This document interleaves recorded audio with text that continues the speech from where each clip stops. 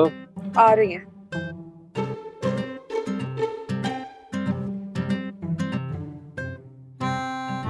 अब क्यों बुला रहे? मुन्नी, मैं ये क्या सुन रही हूँ कि तुम चाहती हो कि रुखसती गधा गाड़ी के ऊपर हो। अल्लाह खुदा का खौफ करो, ऐसे कैसे हो सकता है? हमारे खानदान वाले क्या कहेंगे? और वैसे भी रुहेल ने गाड़ी का इंतजाम कर रखा है। भाई गाड़ी में क्यों जाएगी मेरी शम्मू? मेरी बिरादरी की इज्जत का सवाल है और मैं पुइया को क्या जवाब दूंगी भला? पुइया? पुइया? पुइया कौन? अरे पुइया मेरे मियाँ थे ना, मर गए। बिरादरी वाले सब प्यार से उन्हें पुइया कहते थे। भाई उन्हीं की ख्वाहिश थी कि शम्मो तो गधा गाड़ी पर रुखसत होगी, और हाँ वरना मैं तुझे माफ नहीं करूंगा। मुन्नी खाला, ये लड़का वाला है ने, कुछ तो लिहाज कर लीजिए। जूता उठा के ना तेरे मुंह पे मार दूंगी मैं। जब मैंने कह दिया कि मेरी शम्मो की रुखसती उस गधा गाड़ी पे होगी तो बस, वरना मुझसे बुरा कोई नहीं होगा, समझे? अरे भाई अम्मा, तुम भी किस जाहिल से बहस कर रही हो? चल भाई जा धोवन, बुला के ला अपनी गधी को, लेके जाए उसकी बारात गधे पे। अपने गधे को बुला लेना ना। चलो भाई रुखसती करो, जो इसको भी घोता गाड़ी पे रवाना कर दीजिए ने। तुम्हारी तो ठीक बेइज्जती करके गई है ये।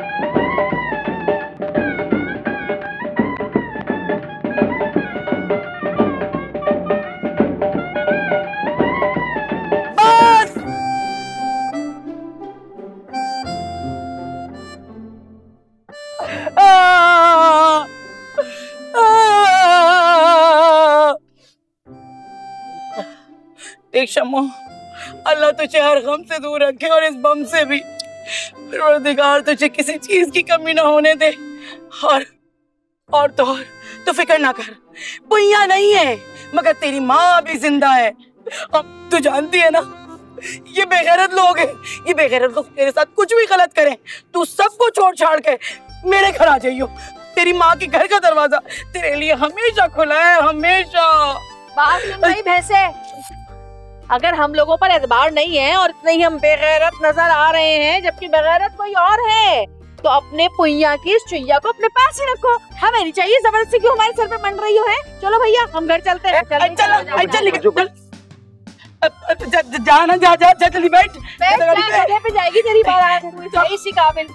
पहली बार गधे पे गधा बैठ रहा है।